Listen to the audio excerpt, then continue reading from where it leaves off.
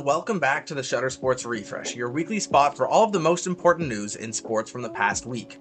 I'm your host, Lucky Roberts, and let's get right into it. We'll kick things off this week with some basketball news, as the NBA's midseason tournament known as the NBA Cup has had its semifinals games this weekend, and they were incredibly exciting. The first game was in the Eastern Conference between the Orlando Magic and New York Knicks. The Knicks have been on a hot streak as of late, winning their last 5 games in a row. They kept that hot streak going as they cruised to a 22-point win over the Magic. Jalen Brunson led the team, scoring 40 points. The more exciting matchup was in the Western Conference, however, between the San Antonio Spurs and the reigning NBA champion Oklahoma City Thunder. The Thunder entered this game with an all-time great record of 24-1. They've looked like one of the greatest teams in history so far this season, but they've had a tough opponent in the Spurs, who are led by young superstar 7'4" Victor Wembanyama, who returned from injury in this one, only playing a few minutes off of the bench. Although the Thunder started the game with a massive lead, the Spurs came storming back thanks to Wembanyama's impact off the bench. They took the win by just 2 points, handing the Thunder just their second loss of the season.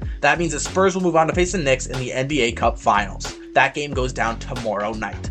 Let's move over to football now, where college football playoffs are about to kick off. The first games of the round will be played on Friday, where the winner of each matchup will move to the second round against one of the top 4 seeded teams.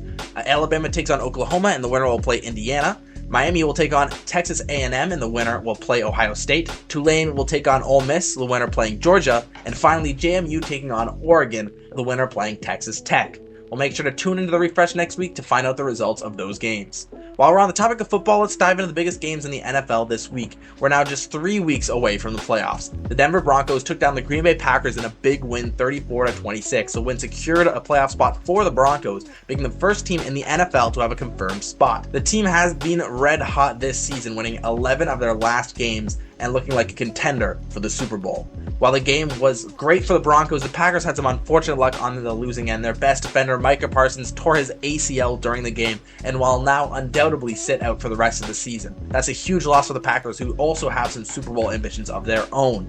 Another big game on the night was the LA Rams taking on the Detroit Lions. This game ended 41-34, and the win for the Rams was the second team to secure a playoff spot, making their record an impressive 11-3. The Seattle Seahawks took down the Indianapolis Colts, also giving them a 11-3 record. They're currently battling with the Rams for the top spot in the NFC West division, and although they haven't clinched the playoffs yet, they're almost guaranteed to do so next week. Perhaps the biggest game of all was between the New England Patriots and the Buffalo Bills, both AFC East rivals. Those two teams have been battling all season for the top spot in the division, so this matchup is going to be a big one. Despite the Patriots storming out to a 24-7 lead at halftime, the Bills fought hard to come back and take a win, 35-31. The Patriots only scoring 1 touchdown in the second half. What an exciting week of football. Let's move over to hockey now, where a massive trade shocked the NHL this week. Vancouver Canucks traded away superstar defenseman Quinn Hughes to the Minnesota Wild in a move that nobody saw coming.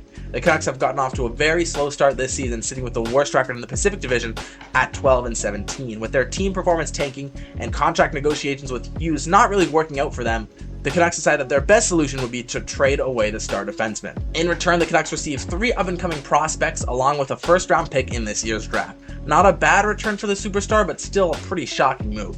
Hughes got straight to work with his new team, scoring a goal in his first game a day after the trade went through. The Wild are already a solid team this year, sitting strong in 3rd place in the Central Division, but with the addition of Hughes, they're definitely contenders for the Stanley Cup and able to contend with the other 2 giants of that division. For our last piece of news this week, let's check in on all the biggest leagues in European soccer. We'll start off with the Champions League, which has had its 6 of 8 match days. The biggest matchup of the week was between English Man City and Spanish Real Madrid, where Man City was able to sneak a 2-1 win thanks to a penalty kick from Erling Haaland late in the first half. Man City is set at 4th in the league standings, only behind Arsenal, Bayern Munich, and PSG. PSG surprisingly drew their match this week, unexpected result for the 28th ranked Athletic Bilbao. They won the Champions League last year and currently are ranked 3rd. Switching over to the Big 5 European leagues, let's do a standings check with the season. It's just about halfway through finished as we approach January transfer window. In England, it's Arsenal who sit in first, 2 points ahead of Man City, and third is Aston Villa, though, who are on fire, having won 10 of their last 11 games. In the Bundesliga, Bayern Munich are dominating the field with a 9-point lead over second place. They've still yet to lose a match, sitting at 12-2-0. Their best player, Harry Kane, leads the league in goals with 18, which is 10 more goals than second place. Ridiculous from him.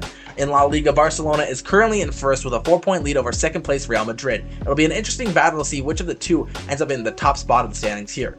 In Ligue 1, there's been a massive shock at the top of the standings. PSG, after winning last season by nearly 20 points and leading for most of this season, have been bumped down to second place by long.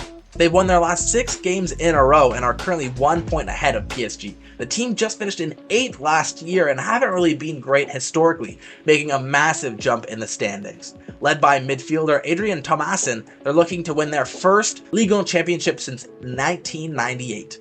It'll be really cool to see the David and Lens slay the Goliath in PSG. And finally, in Serie A, there is always a super close battle at the top of the standings. Inter Milan currently sits in the lead with 33 points, but not far behind are AC Milan at 32 and Napoli at 31.